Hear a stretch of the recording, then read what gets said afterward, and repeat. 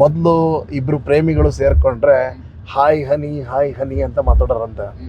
ಈಗ ಜಗತ್ತು ಹೆಂಗಾಗ್ಬಿಟ್ಟಿದೆ ಅಂದ್ರೆ hi honey show me the money. Correct sir, exactly right. ಜೀವನದಲ್ಲಿ ದುಡ್ಡೇ ಇಂಪಾರ್ಟೆಂಟ್ ಅಲ್ಲ, ಪ್ರೀತಿ, ವಿಶ್ವಾಸ, ಸ್ನೇಹ ಇವೆಲ್ಲ ಇಂಪಾರ್ಟೆಂಟು. ಇಂಥವೆಲ್ಲ ಮಾತಾಡೋಕ್ಕಿಂತ ಮುಂಚೆ ಭಾಳಷ್ಟು ದುಡ್ಡು ಮಾಡ್ಬಿಡ್ಬೇಕು. ಅಂದ್ರೆ ಏನಂದ್ರೆ ಈಗ ಎಲ್ಲರಿಗೂ ಗೊತ್ತಾಗ್ತಾ ಇದೆ ಎಸ್ ಸ್ಟಾಕ್ ಮಾರ್ಕೆಟ್ನಲ್ಲಿ ದುಡ್ಡಿದೆ ಅಂತೇಳಿ. So they want to learn. Stock market ಬಗ್ಗೆ ಎಲ್ಲಿ ಎಜುಕೇಷನ್ ಅಷ್ಟಿಲ್ಲ.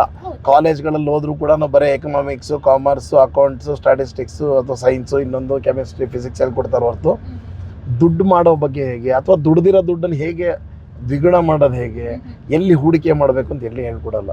ಹೆಡ್ಜಿಂಗ್ ಮಾಡಲಿಲ್ಲಂಗೆ ಒಂದು ಟ್ರೇಡು ಮಾಡಲ್ಲ, ಒಂದು ಇನ್ವೆಸ್ಟ್ಮೆಂಟ್ ಮಾಡಲ್ಲ. ಅಂದರೆ ಒಂದು ಹೆಜ್ಜೆ ಮೇಲೆ ಹೋಗುತ್ತೆ ಅಂದರೆ ಇನ್ನೊಂದು ಹೆಜ್ಜೆ ಕೆಳಗೆ ಹೋಗುತ್ತೆ ಅಂತ ಹೇಳೇ ಬಿಡ್ತೇನೆ. ಯಾಕಂದರೆ ಅಣ್ಣವ್ರನ್ನ ಭಕ್ತರು ನಾನು, ಡಾಕ್ಟರ್ ರಾಜ್ಕುಮಾರ್ ಅವ್ರ ಭಕ್ತ ನಾನು.